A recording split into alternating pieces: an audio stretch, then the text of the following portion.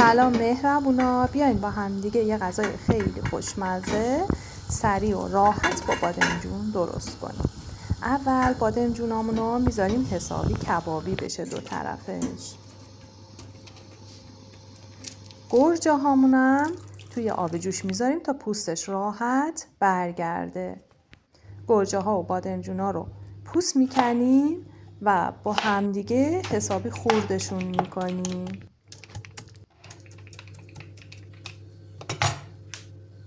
حالا سیرامونو پوست میگیریم و خورد میکنیم.